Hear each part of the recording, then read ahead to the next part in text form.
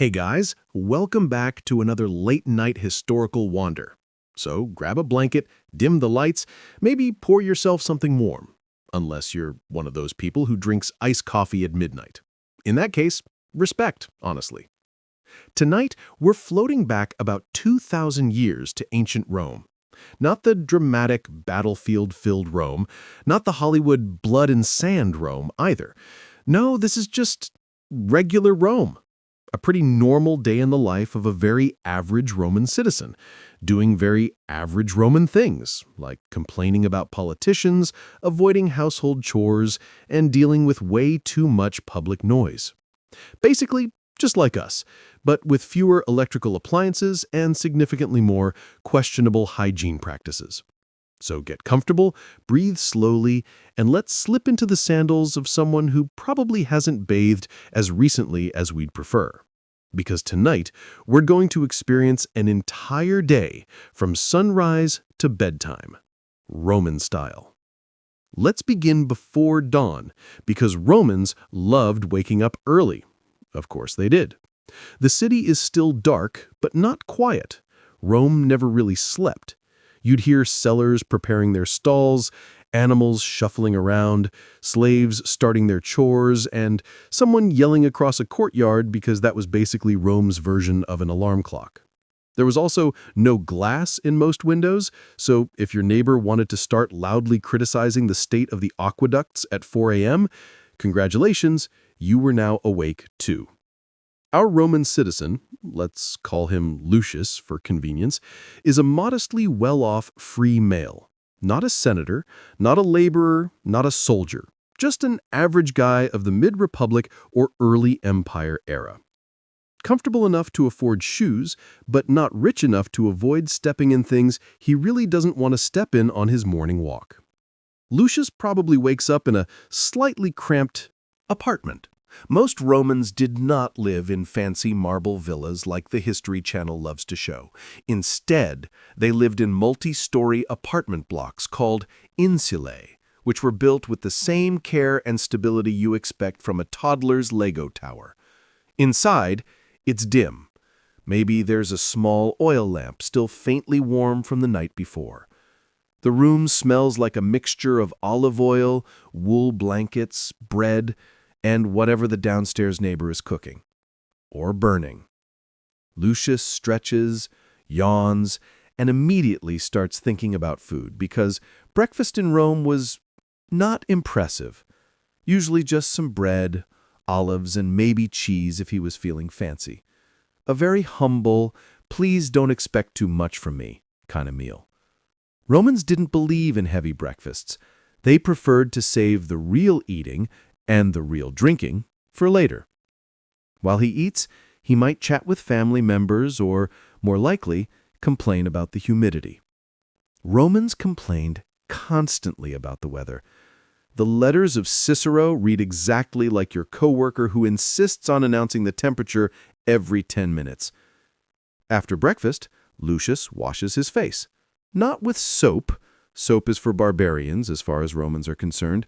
Instead, they used water, oils, and occasionally scraped their skin with little metal tools called strigils. Think of it as exfoliation but without the spa playlist. Once he's clean-ish, it's time to get dressed. A typical Roman outfit is honestly not thrilling. A tunic. Just a tunic. Basically an oversized t-shirt with ambitions. If Lucius has to attend something formal later, he might bring along a toga. But those things were heavy, hot, and extremely difficult to put on without help. Imagine wrapping a bedsheet around yourself until you look like a burrito that's given up on life. That's a toga. Anyway, Lucius steps outside, and he is immediately hit by the smell of Rome. A blend of baking bread, incense, manure, cooking meat, smoke, sewage, and too many people in too small a space. A very aromatic bouquet.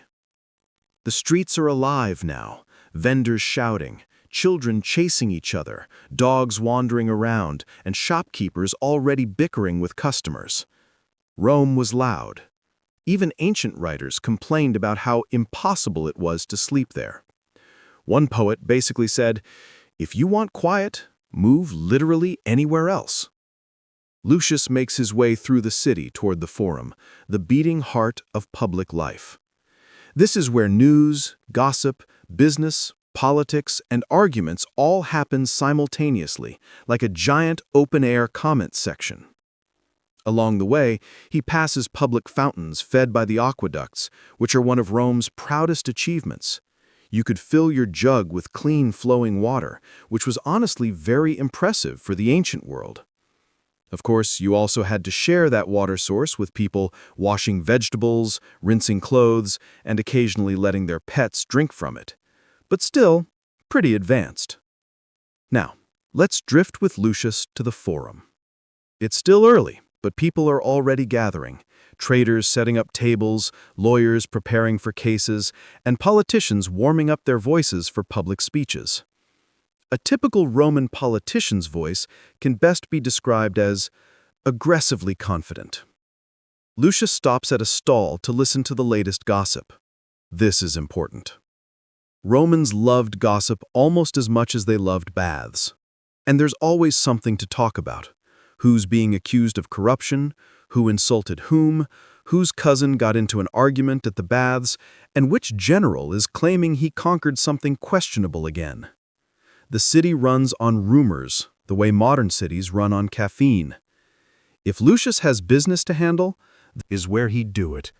Maybe he talks to a moneylender, maybe he checks in on some trade deals, or maybe he just stands around pretending to be busy, which is a classical Roman tradition still practiced by many office workers today.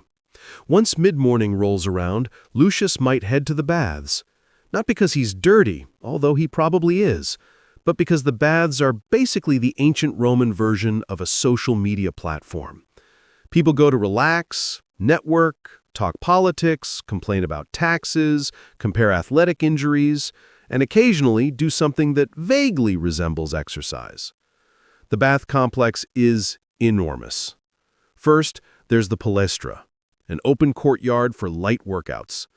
Lucius might join in, or he might stand on the sidelines pretending he absolutely was planning to participate, but unfortunately, he's still recovering from that time he tripped on a stair 2 weeks ago. Inside, there are hot rooms, warm rooms, cold rooms, steam rooms, massage rooms, and a pool so cold it could probably kill a small bear.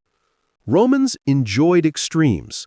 They liked to sweat until they nearly melted, then jump into freezing water because why not confuse your body? The bathhouse is also full of people discussing politics. Loudly, passionately, incorrectly. The Roman Empire's entire political system ran on bravado, rumors, and men who dramatically pointed at each other while yelling. So nothing has changed in 2,000 years. After the baths, Lucius feels refreshed, slightly oily, and ready to tackle the rest of his day. At this point, it's time for the main meal, prandium, or lunch. Lunch could be simple or surprisingly luxurious, depending on your wallet. But for our average guy, it's usually bread, cheese, fruit, or leftovers. Romans loved leftovers. They treated them like delicacies, especially if they were cold. After lunch, he might handle more errands. Rome's streets are a maze of shops selling everything from fish to candles to rental sandals. Yes, rental sandals were a thing. Imagine renting shoes in a city with no proper sanitation. Bold choice. Let's drift along with Lucius as he wanders. He might stop by a bakery where the heat from the oven pours out into the street. He might browse brightly colored fabrics, smell perfumes, or glance at stalls selling jewelry he absolutely cannot afford. Everything is lively and packed, with people shouting prices and claims like "best olives in the district" and "this fish is extremely fresh," which is usually a lie. As the afternoon heat builds, Lucius might take shelter in a shaded portico, one of Rome's many colonnaded walkways. These were perfect for strolling, chatting, or pretending to contemplate philosophy while actually thinking about dinner. Speaking of philosophy, Rome was full of philosophers who lectured in public spaces whether you wanted to listen or not. You could be walking to the bakery and suddenly find yourself caught in a free seminar on Stoicism. Very inspiring, very inconvenient. Now, if Lucius is a working man, he'll spend the afternoon on his trade. Maybe he's a craftsman, a merchant, or a clerk. If he's wealthier and doesn't really need to work, he fills the time with what aristocrats considered essential civic duties, which is ancient Roman for sitting around discussing political rumors while drinking watered wine. Let's float a little through the city again. The sun begins to slide lower. Shadows grow long. The smells shift from fresh bread to cooked meals. Children start heading home, dogs wander in circles of indecision, and street performers gather small crowds. Rome, despite all its problems, fires, crowds, questionable sanitation, was vibrant, colorful, and alive. As evening approaches, it's time. Cena, the main meal of the day. This is where things get more interesting. Dinner is the Roman social highlight. If Lucius is invited to someone else's house, he might prepare by bringing a small gift or rehearsing polite conversation, like complaining about grain prices or wondering loudly why the emperor never visits anymore. If he's hosting at home, it's more modest. Meals for average people usually included bread, vegetables, olives, fish, or sausages. Meat is not an everyday luxury unless you're wealthy or know a guy. And Romans really liked sauces. Garum, a fermented fish sauce that smelled like 1,000 anchovies committing a pact, was incredibly popular. People put it on everything. Bread, eggs, vegetables, probably dessert if no one was looking. If dinner is more casual, Lucius might sit normally. But if he's copying elite trends, he'll recline on a couch. Reclining to eat was a status symbol. It said, "I have free time and no one can stop me." Though, realistically, eating while lying down is only comfortable for about 5 minutes before you start regretting your life choices. The conversation at dinner meanders. Politics, family drama, the neighbor's new donkey that keeps waking everyone up. Someone always tries to quote poetry. Someone else always pretends to understand. As night deepens, lamps flicker. Oil lamps cast a golden glow over the room, creating the soft ambience of a place that smells like bread, wine, and 15 people talking at once. After dinner, the wealthier guests might stay for drinks or games. Dice, simple board games, light music. Nothing loud, nothing dramatic. Romans enjoyed entertainment but also valued winding down after meals. By now, the night is cool. The city begins to settle, though never quite sleeping.